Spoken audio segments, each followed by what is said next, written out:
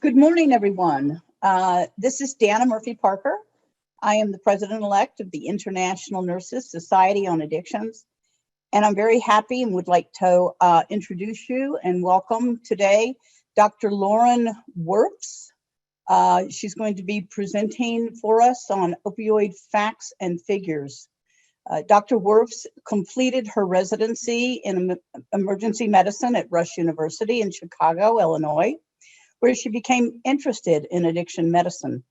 Dr. Wirf is currently completing her addiction medicine fellowship at the University of Colorado in Denver.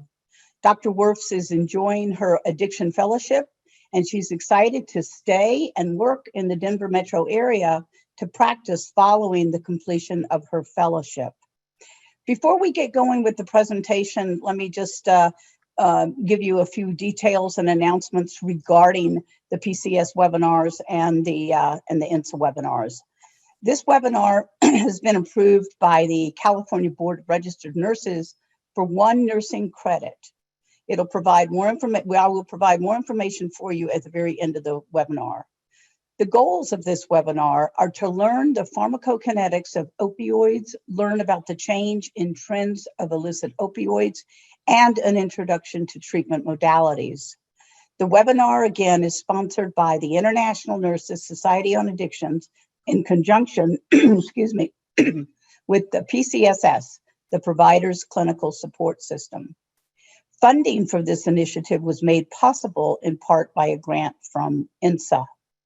The views expressed in written conference materials or publications and the speakers and moderators do not necessarily reflect the official policies of the Department of Health and Human Services, nor does it mention of the trade names, commercial practices, or organizations imply endorsement by the U.S. government. PCSS is a collaborative-led effort by the American Academy of Addiction Psychiatry in partnership with the organizations shown here. And you can always find this information on the PCSS website. The overarching goal of PCSS is to train healthcare professionals in evidence-based practices for the prevention and treatment of opioid use disorders, particularly in prescribing medications, as well as for the prevention and treatment of substance use disorders. As you can see, there are no disclosures for today's webinar.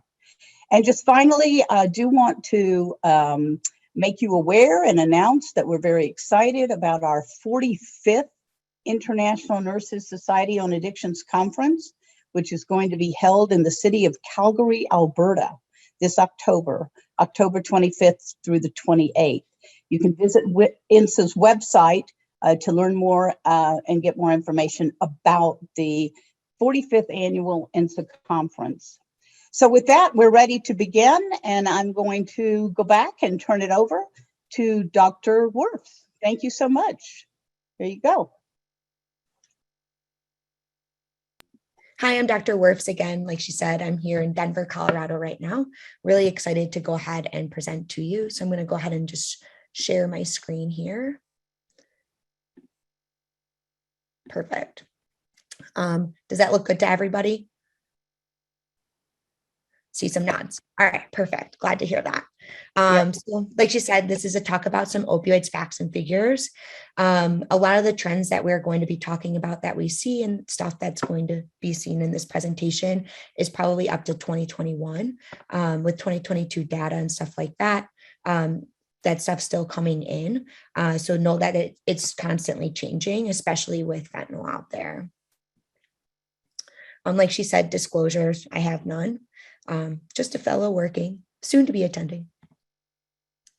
And the objectives, she kind of went over that already, but it's to learn about the pharmacokinetics of opioids, and especially in lieu of the recent change in trends of illicit opioids, and then just to touch base and be introduced to the treatment modalities. So first up, I think it's really important for any substance use, especially medicines or anything like that, is to go over the history. It's important to know about the information and how this has been used in the past and why it now is prevalent still in society. So kind of the history of opioids back in 3400 is actually the first recorded history of the poppy plant. And that was in Mesopotamia, and it was known as the joy plant. So it's known, like with the joy plant being the name of it, that euphoria was a known side effect. And 1700 BC, it was actually mentioned in medical tablets. So obviously the medicinal properties have been around and known for centuries. In 1500 BC, there's even records in Egypt that they were using it on infants for colic, which it just shows that kind of its widespread use among different ages and populations.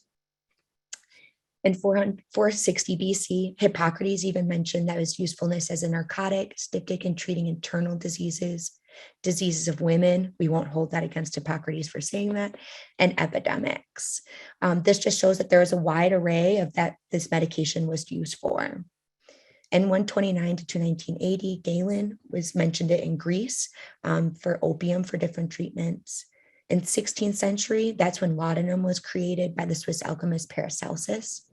And then in 17th century, building on top of that was Thomas Sydenham, who created the laudanum tincture, which was mixed with wine and spirits, which is probably what we're all pretty familiar with from old movies and stuff like that, that we've seen of the medicinal properties of laudanum. That's where they were giving them the droppers of liquids. In 1804, morphine was isolated and noted to be God's own medicine. So it just shows how widespread and useful that this medication had been at that time. In 1874, that's when heroin was discovered, and it actually started to be used as a medicine and manufactured in 1895. In 1905, the US banned opium. And then in 1914 was the Harrison Narcotic Act. A lot of people think, we'll go to the next slide, that the drug war started in the 1970s, but I believe that it actually started around this time. This was starting of the banning of selling and distribution of certain opioids. Some other history. So in 1937, methadone was actually synthesized in Germany due to an opioid shortage. And then in 1959, that's when fentanyl came into play. So there was a pharmacist, Dr. Paul Janssen, who was trying to find a medication that was faster acting, potentially wore off faster, and was stronger than morphine to help out with surgeries. He ended up finding fentanyl, and it found across the blood-brain barrier more effectively and stronger than morphine. In 1970, methadone was approved by the FDA for detox. And then in 1973, this is when a lot of people think the war on drugs started. That's when the DEA was created by Nixon. That's also the year that methadone was approved for use for detox and treatment. 1974, I think this is just an interesting fact. Dr. Janssen then synthesized carfentanil. So he just kept trying to synthesize different opioids. He ended up finding carfentanil, and it was found to only sedate large animals, and thought it had no use in humans and that humans should not use it at all. So just an interesting fact about carfentanil. And then, of course, kind of the starter of the epidemic here, the real takeoff of it, 1995 is when OxyContin had got the approval with Purdue Pharma. And then kind of the perfect storm in 1996 is when the American Pain Society created the fifth vital sign with pain. In the 2000s is when Purdue Pharma got all the lawsuits against it for aggressively pushing OxyContin, and leading to the increase of a use disorder with opioids. And then, of course, those lawsuits were settled and Purdue Pharma had to pay out. Once that happened, obviously, and with the Data 2000 that came out in 2000, providers started prescribing a lot less opioids. So what happened is a lot of people ended up turning to illicit opioids to use, which is where we are now. So to kind of just touch base about pharmacodynamics and the pharmacokinetics of opioids, we're just going to review things, and there's going to be a few things that I'm going to point out that I think is really important, so we understand kind of what the type of fentanyl is out on the street right now. So there's 3 opioid receptors. There's the mu opioid receptor, the kappa opioid receptor, and the delta opioid receptor. The mu opioid receptor is the one that's associated with the euphoria and reward. And this is the one that we think of for people having a use disorder and why that they become addicted to a substance. It is found in the brain and the spinal cord. And obviously, take this away, they don't have reward. The kappa opioid receptor actually is also associated with addiction qualities.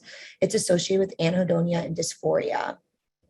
And it can actually be upregulated, the kappa receptor. So removal of opioids or anything like that can actually increase these symptoms and signs of depression. Delta opioid receptor is presumed to be with like maybe possible like the respiratory depression and stuff like that, but it's not as well studied as the mu and the kappa. Opioid effects, right? We all know what opioids do, but it's really good to go over it.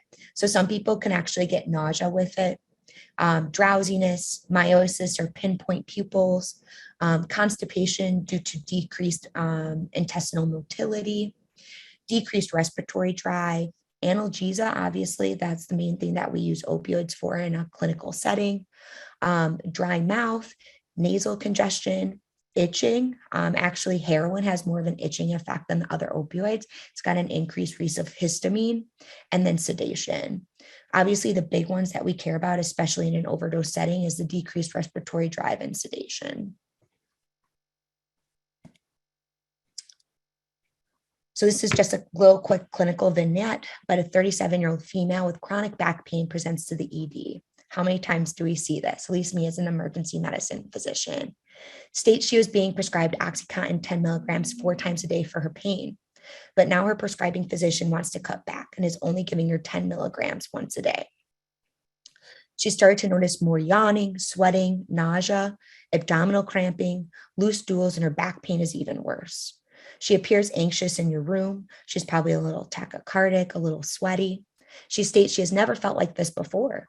When she takes Oxycontin, it helps for an hour or so, but then she starts to feel the same way. So what's happened? This is like what has happened to a lot of our patients. Even though this person, based on the vignette, does not have an opioid use disorder, she does have dependence. The rapid removal of opioids has caused her to go into withdrawal. This can happen with any kind of decrease. So even if you think it's an appropriate decrease and a step down, patients can still start to have withdrawal symptoms. So it's really important to know that when your patients are decreasing their opioids or anything like that, or transitioning from full agonist to partial agonist with buprenorphine, that you're giving them other medications as well to try to help with withdrawal symptoms, because everyone's different with how their opioid receptors are going to react to the removal of full agonist therapy. So withdrawal symptoms, what are signs and symptoms that you need to be aware of, especially if you're decreasing opioids with your patients, or somebody comes in with these symptoms and had been using opiates and has not been using them? Anxiety, that's probably the biggest one. Diaphoresis, they can be sweating, they can just feel like they have cold chills, piloerection, goosebumps, anything like that, goose flesh, whatever you call it. Yawning. I've seen patients, I had one patient that literally came into the emergency department, and the only thing she said was, yeah, my doctor decreased me. I've been doing fine. My pain's been good, but man, I can't stop yawning. And then we found out that she was actually a little bit in withdrawal. Nausea, vomiting, diarrhea, abdominal cramping, mydriasis or dilated pupils, tachycardia, restlessness, so pacing around the room, not being able to sit still. This is another sign. Bone or joint aches. So somebody who has chronic pain, sometimes their chronic pain can actually be exacerbated. Rhinorrhea or runny nose, they can actually have tearing of their eyes, and a tremor. So I think that a lot of people don't realize, especially if they are being prescribed medications and then being titrated down, that these are signs and symptoms. A lot of people are like, man, I feel like I have the flu or I have the cold. It's really good to know that this potentially could just actually be opioid withdrawal. Some big things that I think we need to talk about with pharmacokinetics and stuff like that is opioid conversions. It's really important, especially in a hospital setting. We'll talk about later about how strong fentanyl is, illicit fentanyl is, based on some data that's coming out with the DEA. But it's important to know that we probably need to treat a lot of these patients with a lot more opioids than we're actually giving and or are comfortable with a normal patient. A lot of opioid conversions, there's tons of different tables out there and a ton of different conversions that can be done and calculators. This is probably mostly the widely accepted one, with like at least morphine, fentanyl, and the oxy and Dilaudid. This is just some stuff that I pulled together. And so we can go over it, but 30 milligrams of oral morphine is equivalent to 10 milligrams IV morphine. So I think that's important to know, like, right, every time that we look at any opioid for conversion, we look at morphine milligram equivalents. Fentanyl, when you give it IV, 100 mics is equal to 10 milligrams IV. So it's important to know, because like I said, we'll talk about this later about what we're actually seeing with illicit fentanyl. And then if you look down at oxycodone for oral, 20 milligrams is equal to 10 milligrams of morphine, which is kind of equivalent to about 100 mics. It does vary between medications. Most people don't go from like oxycodone to fentanyl, but looking at this comparison, they're quite similar. So a lot of people are thinking they're taking oxy blues, which are oxy 30s, and we'll talk about that later about how this actually affects how much medication they're getting, especially people who are relapsing. This is just some facts here about morphine, heroin, and fentanyl for people that do have substance use disorders. So the half-life of morphine is 3 to 5 hours. Heroin gets broken down by the liver. So it's 7 to 8 minutes is heroin. 20 minutes is for the 6-acetylmorphine byproduct, which then gets broken down into morphine, which we like said is 3 to 5 hours. Fentanyl can be about 4 hours IV. I did see some reports that intranasal can go up to 7 hours, but there was not that much data out there in regards to that. Bioavailability of morphine PO is 40 to 50. Heroin, when you're smoking it, is 53%, and fentanyl is 70%. Take that with some consideration. It does depend on how much they're actually inhaling of the smoke. For instance, when we're talking about marijuana and how much THC you're getting with the bioavailability, we get rid of 25% automatically because that's part of the smoke that you're actually not inhaling into your lungs. That's more in your respiratory tract and or lost kind of to your surrounding areas.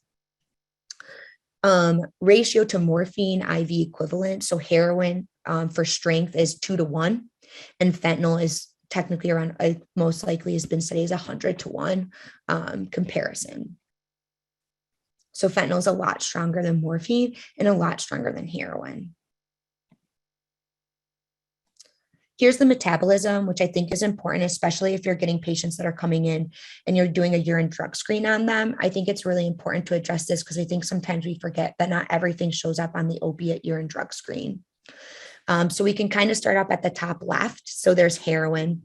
Like I said, it gets broken down into 6-monoacetylmorphine, which then gets broken down into morphine. You can kind of see codeine gets broken down into morphine and hydrocodone. Hydrocodone and morphine get broken down into hydromorphone. And then hydrocodone gets broken also down into dihydrocodeine. When you're doing a regular opiate screen, it's testing for these byproducts of morphine. So you're going to be testing for hydrocodone, hydromorphone, dihydrocodeine. That means that you're only going to get positive results if there's heroin, morphine, codeine in your urine drug screen. You have your other ones on the middle part, the semi-synthetics. So oxycodone gets broken down into oxymorphone. So those most likely aren't going to show up on your urine drug screen. So it's really important that you know that. If a patient's telling you that they're taking oxycodone, it's not going to show up positive. So you need to do a special drug screen for that. Also, buprenorphine is semi-synthetic and won't show up as well. Synthetic opioids don't show up as well either. So fentanyl and methadone. So the way that I use this is I still have a lot of patients that are like, I'm using heroin. It's starting to dwindle. Most people now are using fentanyl. But a couple years ago, especially when I was in residency and heroin was still present, especially white China over in Chicago, they were like, I'm using heroin. And we tested them and they were negative. So it's very important, and especially as me as a provider, to let my patients know that in fact they are not using heroin, they are using fentanyl, which is probably why they ended up in my emergency department for an overdose. So I think that's really important information that we as providers need to know and also relay to our patients. This is due to their safety, and it's a harm reduction technique to let them know what they're actually using.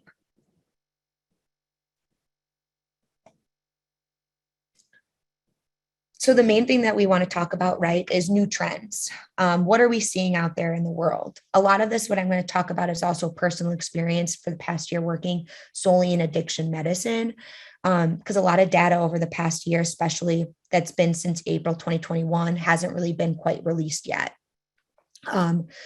So like the CDC, most information's up to April 2021, like I said. But trends are just increasing, especially based on what I've seen with my patient populations. This is for Denver County. So this is kind of the most up-to-date stuff that we've seen on an individual basis, and that I can kind of say that this is actually what I'm seeing too clinically. So total number of drug overdose deaths due to any drugs per year, as you can see from around 2020 up to about 2021, it went from about 1,000 to almost 1,500. That's a 50% increase of drug-related like overdose deaths. That's significant. If we look at the other trends, it's quite an upswing there on that linear line.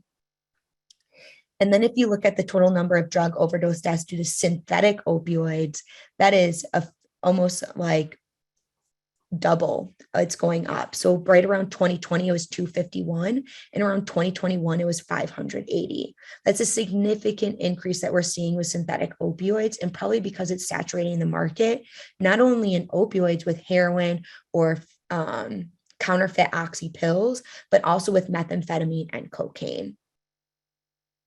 Also benzos, a lot of Xanax out there right now. I've seen patients come in and it's not Xanax, it's fentanyl.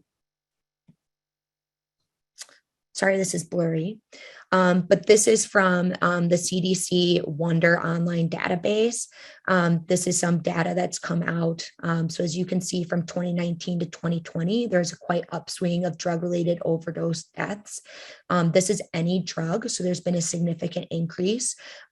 We all know, obviously, what's been going on is COVID and the pandemic. This has led to a lot of stuff, right? There's tons of stuff with COVID and the pandemic that have been leading to increased deaths overdose. One is isolation. People are able to use a lot more. We've seen increase in substance use disorders, especially drinking or any substance use that has gone up due to isolation. People are using alone because they're isolated. So there's less people that can actually be around to help their friend out or family member. Unemployment rates have skyrocketed, so stress levels, stuff like that. All these factors from COVID, deaths of family members, anything stress related due to the pandemic has increased substance use. Increased substance use equals increased probable overdose. And then also, with fentanyl, that's just going to exacerbate the situation. Some data actually came out from some new information that was just actually published by November 17th by the CDC. They had some other data that came out at different time periods than this, but in 2020, there were 78,000 deaths that they had calculated from April 2020 to April 2019 to April 2020. For the next year up to April 2021, it went up to 100,000. So quite a significant increase. This is just with any opioid overdose, and it shows kind of the breakdown of synthetic. There's some cocaine, heroin, benzos, antidepressants. So as you can see, synthetic opioids have significantly increased. Basically, it looks like a mountain, which is not good. It just shows the prevalence of synthetic opioids out there. And then if we look to heroin overdose has actually decreased. That's that yellow line. So the information that the CDC put out on November 17th of last year showed that from April 2019 to April 2020, there was 56,000 opioid overdeaths, and it went up to 75,000 the next year. Some history about how fentanyl came out into the market is probably around late 2000 or late around 2010 or so. Fentanyl actually came out. It was tested a little bit. People didn't know how to mix it, and then it kind of went away. It started to come back into circulation around 2014, 2015, which is what we can see from this graph. Around 2018 is kind of around the marking of when counterfeit oxy pills started to come into play. Which is why we've been seeing a lot of increase in opioid, especially synthetic overdoses since then. So what's going on with fentanyl?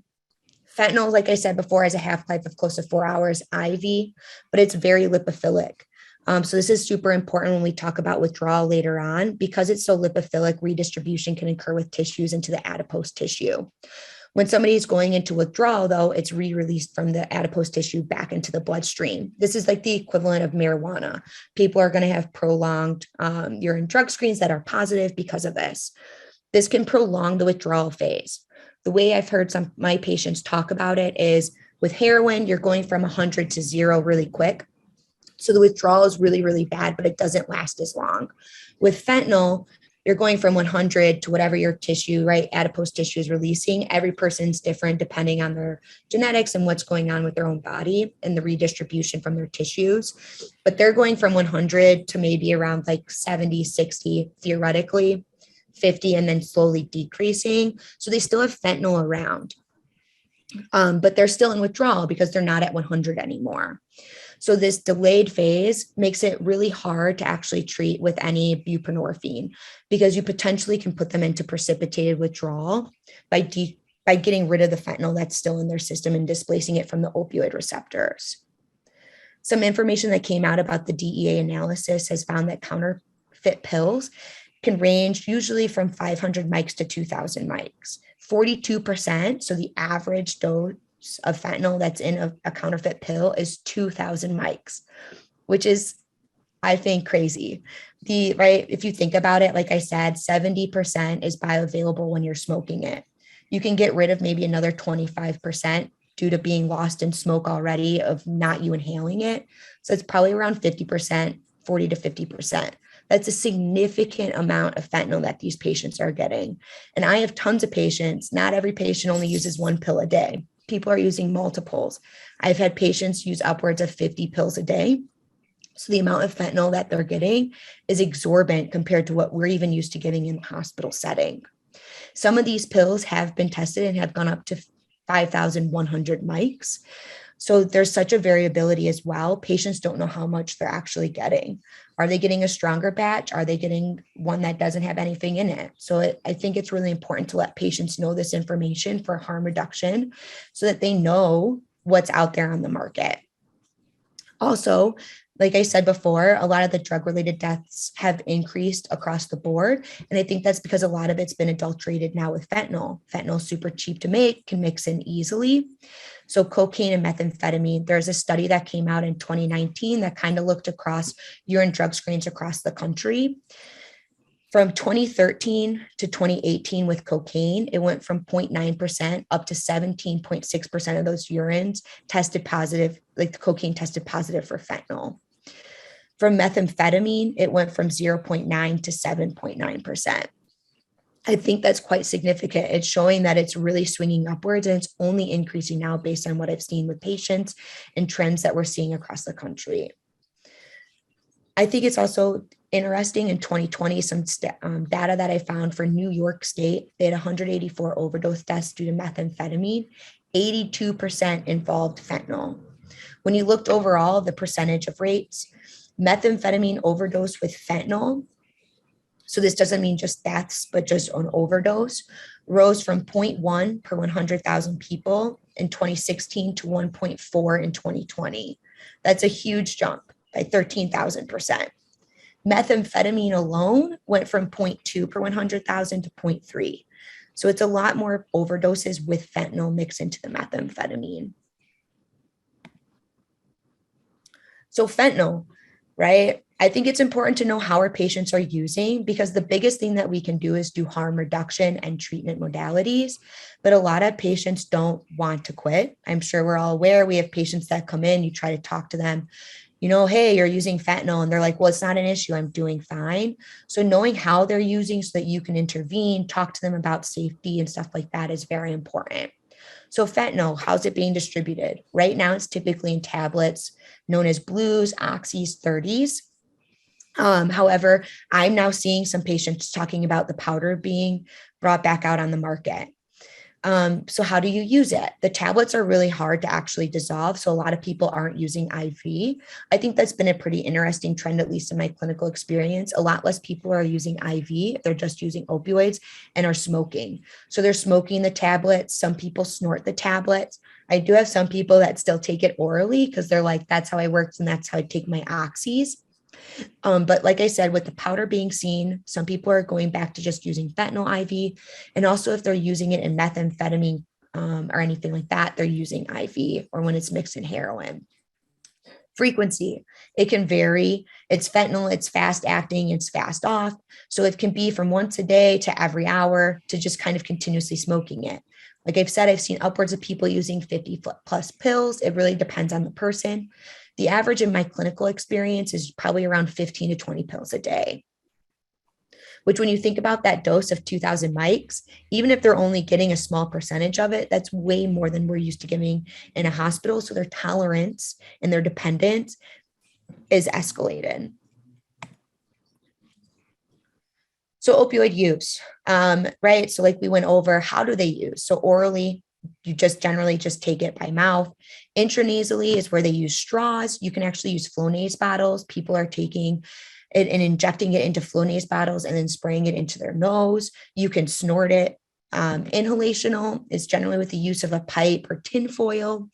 And then IV, there's use of needles, obviously. There's cotton and filters that go along with it. The thought is that the cotton prevents any like contaminants from getting into your bloodstream. It cleans the heroin. Also, it's used so that they don't clog their needle. But the problem with that is you end up drawing up cotton fibers, and then you end up getting something called cotton fever, which is when your body's reacting to those cotton fibers in your bloodstream. This is more used with black tar heroin instead of China white, because China white's viewed as like more pure and clean, where black tar needs to be quote unquote filtered. And also there's a water and a dissolvent, right? So something to dissolve the substance to make it be able to be drawn up in a syringe. People use just regular water. People use bottles that have been opened. People have been using Coca-Cola. People use toilet bowl water. People are using anything that's around. So it's important to know, like, what are you using? Where are you getting your source to dissolve this? Let's just go over health risks for this, right? So, right, with IV drug use, I'm sure we're all aware it's increased risk of infectious diseases, HIV, Hep C, Hep B. You have increased risks of skin and soft tissue infections, bacteremia with sepsis, endocarditis, septic emboli, spinal abscess, kind of everything. Smoking. So smoking, it's important to know that if they come in and they have sores on their mouth, to ask them, like, do you have a rubber stopper on your pipe? It can lead to increased risk of infection, spread of infectious diseases. Stimulant use with opioid use leads to high-risk sexual behaviors, leading to an increased risk in sexually transmitted infections. It's mostly seen with cocaine. And then with stimulant use too, when they're using with opioids, which a lot of people use to kind of pick them up, is the increased risk of dry mouth. Something I didn't know is it's actually not due to the smoking behavior. It's actually just due to stimulants and their decreased of salivation, which makes poor dentition and can lead to infections. So that's something else that we'll address later on. So really important things before we get to some treatment modalities for patients is, I think, harm reduction education. Like I said, most people out there don't come to you for addiction medicine treatment or think that they have an issue with their use. It takes a lot of insight from patients to think that. So, talk to them. Are they washing their hands, sanitizing their hands or skin before injection? Are they using alcohol pads? Stuff like that. That's something that we never talk about. When I was in my emergency medicine training and we had patients come in with skin and soft tissue infections due to IV drug use, I don't think I heard one doctor ever educate on this. So I think it's something that we as medical providers need to start doing for our patient population. Let them know that one needle equals one injection.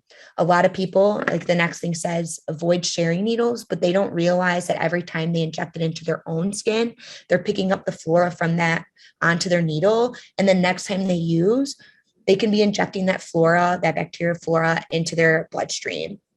So they need to know that one needle equals one injection. Avoid using alone. So ask them, are you using alone? Are you using with somebody else? I call it a heroin buddy. They should be using it with a buddy. If no one's around, FaceTime somebody. It's the benefit of having iPhones or smartphones these days. You can be on the phone with somebody and they can watch you even if they're not there. tell them where your location is and let them know what's going on.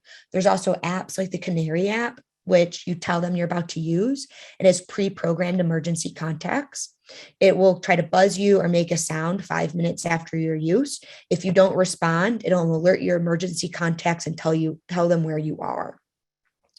It also prevents fires, right? Opioids cause sedation, anything like that. You fall asleep. If you're smoking it or anything, especially during the winter with blankets around you, that's increased risk of fire risk. So you have people that get burns. We see it all the time in the emergency department in the winter. And so avoid using alone. Use sterile water. We can talk about places they can get this, but try to use water, clean bottles, whatever. Don't use toilet bowl water. Don't use Coca-Cola. Don't use anything that's just at hand, because whatever you're doing is injecting straight into your bloodstream. If you're going to use cotton, try to use sterile cotton. They can buy dental cotton. There's other places they can get it from, but know that also that it doesn't really do anything, right? It's not going to absorb only bacteria or anything like that from your substance. And it can cause cotton fever. And every time you go and touch the sterile cotton, once we touch it, right, it's not sterile anymore. And consider a test dose. This is especially important with everybody now on these days with fentanyl is, snort a little bit, do something like that if they want to continue to use, to let them know that, like to see how strong it actually is. And some other things as well. If using stimulants, stuff like that, always recommend lubricants and condoms.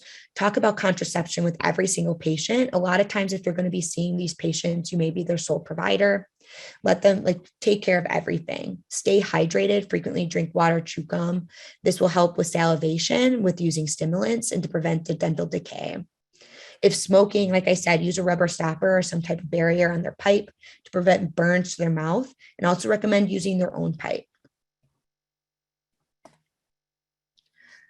Some other things that you can do for patients: find out about your local syringe exchange program or any programs that are in your area and let them know. We have a great one here in Denver, the Harm Reduction Action Center, which is phenomenal. They have different packages for patients based on how they're using. So there's different ones for smoking different substances, because generally different pipes are used for meth versus heroin or anything. And then, it comes with condoms, it comes with some lubricant, it comes with alcohol pads, stuff like that. Infectious disease, it's really important to go over, let them know hey, we're going to do testing today or anything like that for Hep C and HIV treatment. If they want substance use treatment, which I'm sure you're all here because you're interested in this, let them know that you have resources or you can refer to people. And mental health services. I think this is a big one. A lot of people are using because of past trauma or depression, anxiety, or some mental health disease that's going on. So it's really important that we address all aspects of the substance use disorder. So we can go over some treatment quickly here. So the big one that we knew about first, right, was created in Germany, was methadone. It's a full agonist. It's a great medication. Formulations, it does come in tablets, but it's liquid, and that's usually what's used in OTPs or opioid treatment programs. The usual dose that was seen before was about 40 to 100 milligrams. It's now really rapidly increasing, though, with the tolerance due to fentanyl use. I've seen upwards of up to 400 milligrams. And like I said, it can only be given through an OTP for use disorders, right? People can be on it for pain or anything like that. But if they have a use disorder and that's why they're getting methadone, it needs to be through an opioid treatment program, which is generally a clinic where people go to. They go there every day. There's been some leeway with dosing and the levels that they can do due to COVID. So less people are there during the day, but most people start off having to go daily, doing drug screens, stuff like that, to prove that they're a stable patient. Benefits of it, right? It's a full agonist. So it's great. Helps with cravings, helps with withdrawal, great pain control. A lot of these patients are chronic pain patients, anything like that. So it can help with pain. Some people benefit from the stability with the facility requirements, such as going every day, right? There's some people that need that structure in their life. So going to a clinic every day and being held accountable and making sure that they get their medication can actually benefit them in their recovery. There's no maximum dose, right? Like I said, we can go up to upwards of 400 or whatever's patient dependent. So that's really good for patients. And it's an easy for induction. You're going from a full agonist to a full agonist. So there's no concern for precipitated withdrawal. You can just easily put them on methadone. It does take a little bit for induction to get them to the right dose, but generally it's a lot easier than going sometimes to buprenorphine or naltrexone for some patients. And it's got a long half-life. This is what we use, right? For any use disorder withdrawal, we like to use medications with long half-lives. So this is 15 upwards of 60 hours. Pitfalls.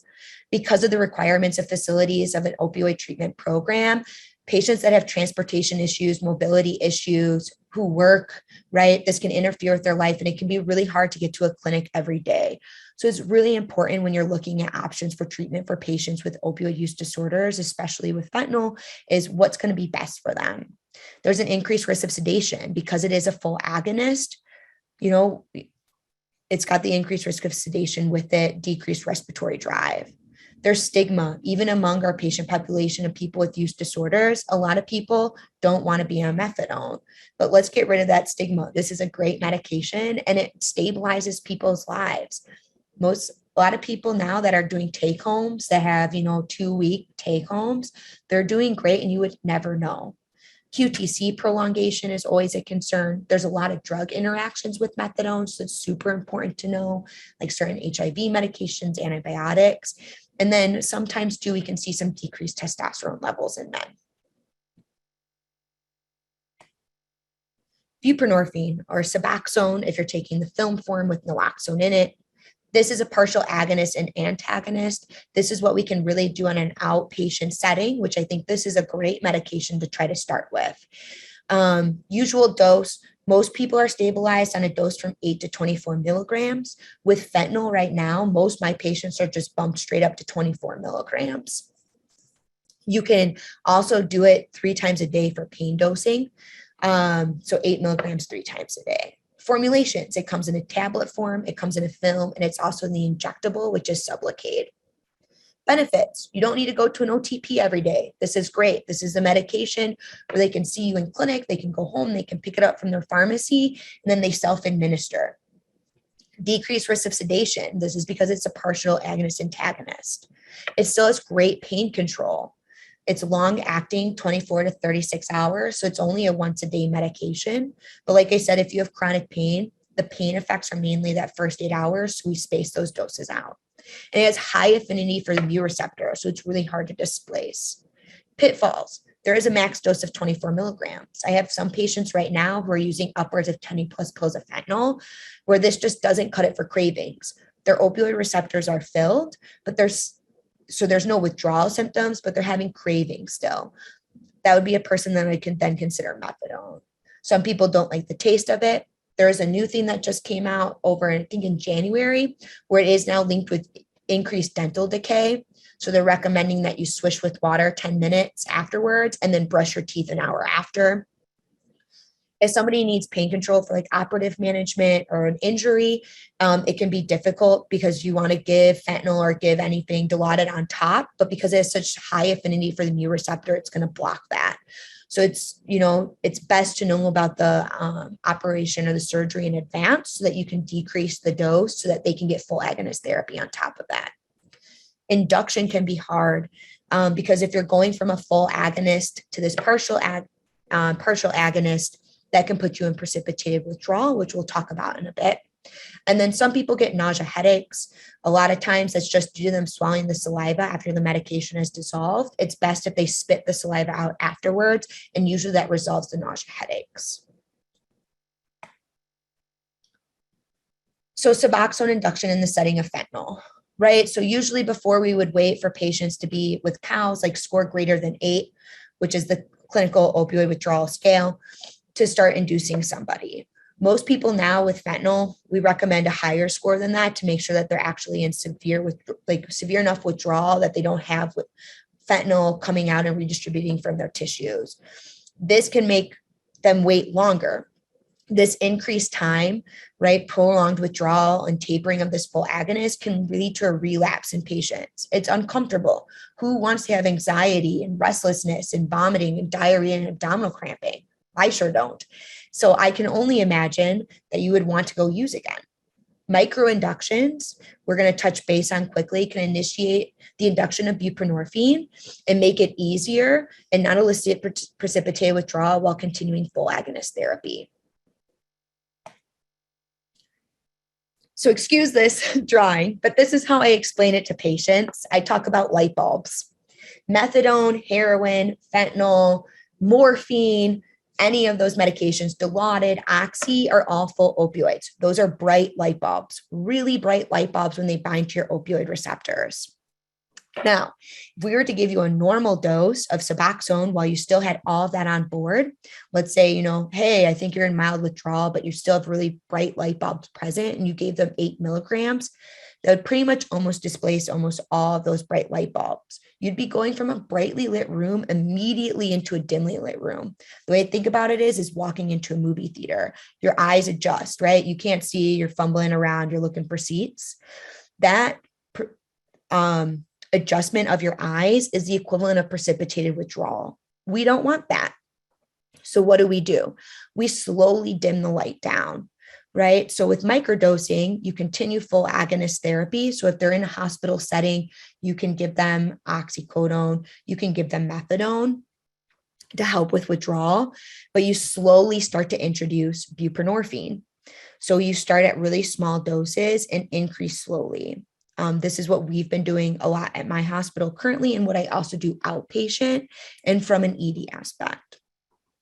So you slowly start to replace the opioid receptors so that your body is adjusting without you really knowing it. That's the same as if you were standing in a room and slowly dimming the lights. Your eyes adjust with the lights, and you're not fumbling around looking for anything. So this is how I explain it to patients, and most patients understand that, and they're totally on board. We're going to go over this one method. Most other methods are based on this. This one's actually been published, which is why we're going to mention it. There's still not a lot of data out there about what's best with fentanyl and how to do an induction with buprenorphine, but this is called the modified Bernese method. This is kind of what we base our practice off at my hospital, and also what I use outpatient in my clinic, and what I will be starting to do in the emergency department. So day one, you start with 0.5 milligrams of buprenorphine, which we all know is a very, very small dose. Usually this has to be through Subutex, and you can continue full agonist therapy. The next day you go up to 0.5 milligrams twice a day. Then you go to 1 milligrams twice a day, 2 milligrams twice a day, 4 milligrams twice a day, and then 8 milligrams. After the 8 milligrams, you can go up to about 12 milligrams. Some people, depending on where they're at, I can go up to 16, continue full agonist. And day 8 is when I stop the full agonist. Their opioid receptors are pretty much saturated with buprenorphine. They're doing great. They won't notice that full agonist is gone. So this is something that you guys can build off of. This is a great method here. Most things that I've looked at for anything that's been published with case studies pretty much follows this or does small alterations, but this is a great way. At 0.5 milligrams, a patient's not going to feel that. So they should not be put into precipitated withdrawal. And you're going to slowly start to stack up that buprenorphine. I will mention quickly, some people do macro dosing, which is where you just start to just really load up 888 of buprenorphine.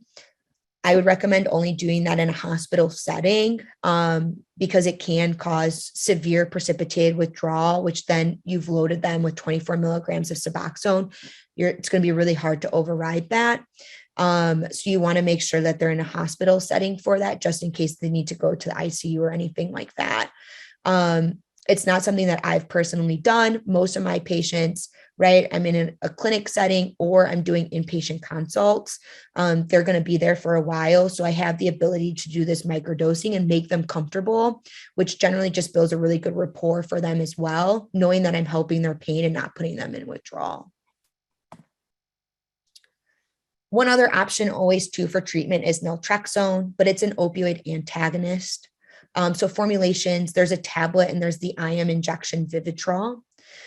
With the XBOT study, it showed that naltrexone and buprenorphine, once induction had occurred, these are equivalent in treating cravings. However, induction for naltrexone is hard because it is that opioid antagonist. So they need to be completely in withdrawal and not have any full agonist in their system. Otherwise, that would cause precipitated withdrawal. So benefits, though, it is an opioid antagonist. So that's great, right? No risk of sedation, respiratory depression with this or anything like that. Pitfalls, like I said, is the induction, operative pain management. So they need to stop if they're going to have a surgery or anything like that or need pain medications, they need to stop it like a day or two before. And then if they need to have emergency surgery or anything, it's important to let the provider know so that they know that they're on this medication, they'll need to override it. And then when you do start it, a lot of people don't tolerate it at all. A lot of patients, if they just start taking the 50 milligrams, which is the daily dose of it, immediately get like really bad nausea, headaches, insomnia, or it can get fatigued. So there's a lot of people don't continue it. So I always recommend taking half a dose, or they can take a quarter of a tab and then slowly increase to that full dose. And I recommend taking it at night initially when you're doing these smaller doses, because if it's causing like headache or fatigue or anything, you're sleeping. And so a lot of my patients tolerate it a lot better when it's given at night initially, and then they can switch during the day if that's what they prefer. And the biggest thing too that we can't forget, right, is like I said, with anybody, we don't know at what dose decrease from a full agonist that they're going to experience withdrawal symptoms. So it's always important to give symptomatic treatment as well. Quantity is a big one with alpha-2 receptors. So 0.1 milligrams, you can give it up to 4 times a day for a couple of days to try to help with anxiety or anything like that, insomnia. I usually start with 0.1 milligrams, see how they tolerate it, especially with their blood pressure, and then increase. Zofran's a big one, right? With nausea, vomiting, anything like that. You can give loperamide. I usually don't do it because if you're giving them and doing an induction onto Suboxone, a side effect that is still constipation due to that partial agonist. So I usually try to stay away from loperamide because you don't know when that's going to hit. Gabapentin is a big thing. There are some things that said you can go up to like 600 milligrams. I usually start at 300 milligrams 3 times a day. I always schedule, especially if they're in an inpatient setting or if they're outpatient, just take ibuprofen and Tylenol the next couple of days to try to help. And then you can always give trazodone for sleep. And these are my references. I'll stop sharing my screen. Dr. Wirf's, Lauran, that was excellent. Really, really excellent. I really appreciate it. Very, very well explained. A number of people have been putting some comments, questions in the chat. This is one that someone actually sent to Robert, our executive director, and he passed it on to me. Let me tell you what it says. It says, do you have any updates for programs in states who refuse to take high-dose methadone patients for GIST dosing when they're traveling for take-home or travel doses? Apparently, SAMHSA has been approving exceptions, but have not seen these any doses greater than 240 milligrams. I think that's a very interesting question, and I don't know the answer to that. I don't know if you have heard of that at all, Dr. Wirfs. I haven't either. I think it's pretty rare for people being over 240. So I haven't actually seen that myself with guest dosing. So I don't have any expertise in that. Okay. I do know that a really good physician who's through SAMHSA is Dr. Joshua Bloom. Yes. If he has contact information on the website, he would be a great resource to reach out to. He's at the methadone clinic at Denver Health. I'm throwing his name out there. I hope he doesn't mind, but he's a phenomenal educated. No, yeah, that's a great recommendation, I think, and I have met him, so I think I might just do that, follow up. If he has any information about that, I can pass it along. Thank you. And then another question in terms of full agonist. Is the full agonist simultaneously reduced during the induction using the Bernese method? No, it's not. So what we Okay. do is we continue 40 milligrams, but basically what you're doing is like if you're looking at that light bulb thing that I showed you, is because buprenorphine is so much stronger, less and less of that methadone is going to be able to bind to the opioid receptor. So you're basically, your body's titrating it down itself. But it's Okay. good to have that so that you make sure you're saturating all the opioid receptors that are still open and not bound by buprenorphine yet. So you continue the same until around day 8 or whatever day you choose with your own protocol. And then you can stop because your body's already kind of self-titrated. Mm-hmm. Okay, thank you. And I have to say, I loved your analogy with the light bulbs, with the with the full agonist bright light bulbs, but then the schedule and the kind of low dosing of the buprenorphine with those full agonists, and particularly with the fentanyl. Thank you so much for that. I do see one question that was like the fentanyl analogs, designer cousins of fentanyl. How many are there? There's tons.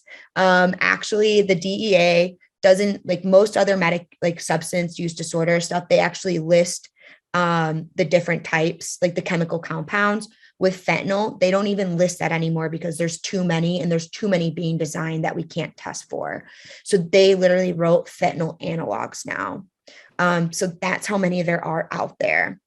They, I don't know if they're absorbed better orally because it's hard to test, right? Because there's so many out there and they can't be detected on regular urine drug screens or anything, but they should show up with the fentanyl, the urine, like the specific drug test for fentanyl. Most of them should show up with that, but some may be missed. I mean, it's the Wild West out there with fentanyl right now. What's coming out is just crazy.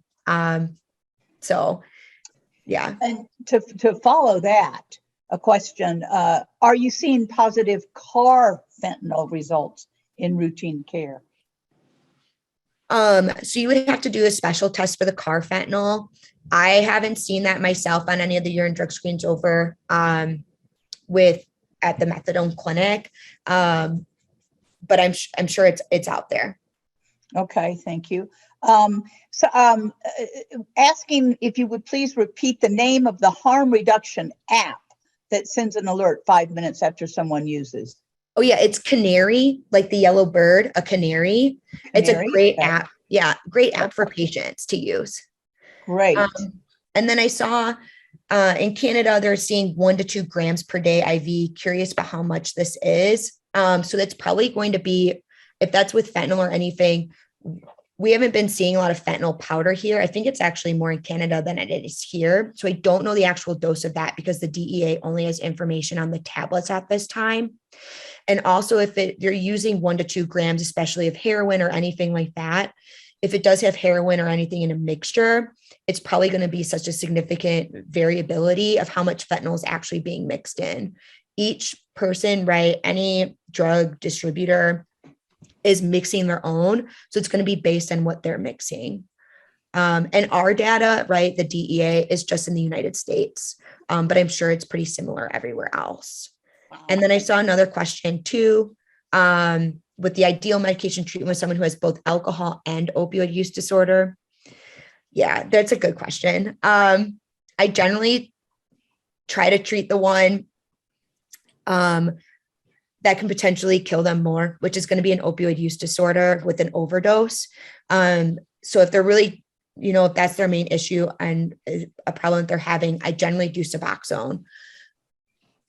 If they want to be in complete withdrawal and they want to go through it, Naltrexone is obviously a great medication, but it's going to be talking to the patient about what they want to do. Most patients, though, that I see that have alcohol use disorder and opioid use disorder, I'm doing Suboxone with them and I'm managing that opioid use disorder. There's other medications that you can give for alcohol use disorder, like a Camprosate that you can give them. It's not as good of data as Naltrexone, but it's still an option that we have for an alcohol use disorder. And if they do have like pause or post-acute withdrawal syndrome from alcohol, gabapentin's a great medication as well that you can give them afterwards to try to help with the alcohol use disorder. These are patients, though, that I highly recommend that they do some other form of treatment as well. When I talk about treatment modalities with patients, I tell them that there's 3 areas that they need to touch base with: It's a buffet. They need to pick one from each station. The first one is chemical treatment. So that's medications. The second one is therapy. So that's our like counseling. So that's going to be, inpatient rehab down to partial hospitalization program, down to intensive outpatient program, down to individual therapy counseling. And the other one's peer support. That's going to be, AA. We have Dharma recovery, celebration. There's even a pagan AA, like who knew, but it's out there. I just found it for some of my patients that are highly religion. They need to choose one from each area. These are patients that I'm going to really, really make sure that they're choosing other aspects as well, so that they get other treatment modalities that can really help that alcohol use disorder as well. Love that. The buffet and light bulbs I'm walking away with. I think we have time for one more question. And I think it's an interesting, I'm kind of looking forward to hearing what you think about this. For patients that are on 32 milligrams of Suboxone, can you talk about maybe some factors that could determine whether or not we would want to increase the Suboxone? Or would they be a patient that we might want to get on methadone, transfer over to methadone? I would transfer over to methadone, mainly because even above 24 milligrams, it's really hard for insurance companies to cover more than that. So patients are going to be paying out of pocket. So generally, those are patients where I'm thinking, right at 24 milligrams, 97% of your opioid receptors are filled. If you are not going up any more than that, you're not going to get a lot better. So you're going to need a full agonist.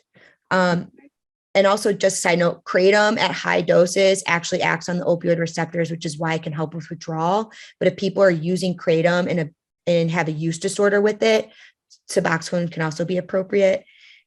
And the jail population's I'm sorry, there's so many questions. They're all really good. The jail population's really hard. We're trying right now in Colorado to treat patients with Suboxone and Sublocade. There's a lot of stuff that's coming out that the jail system needs to. Unfortunately, jails in America don't have insurance, and so they pay out of pocket for medications.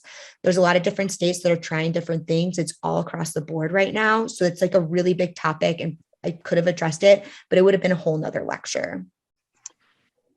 So, I mean, that was a quick hour, but it is just a minute or two after 11 o'clock to me on Mountain Time and to Dr. Wirf's there in Denver. But thank you again. That was absolutely excellent. Let me let everyone know that all of the slides and the recorded webinar are going to be available. Robert said probably later today on the INSA website under our virtual learning link. And so be looking for that. Share this information. It was excellent information. So I just want to really thank Dr. Wirf for doing this and presenting this for us. I thought it was absolutely excellent. And I look forward to passing it on to a number of my colleagues over here on the western slope of Colorado. So I think with that, we will just close. Thank you, everyone, for attending. And thank you for the excellent presentation, Dr. Wirf, and thank you all so much for the really, really interesting questions as well. Thank you very much. Good weekend. Thank you very much. You're welcome. All right. Bye-bye, everyone. Bye-bye. Thank you.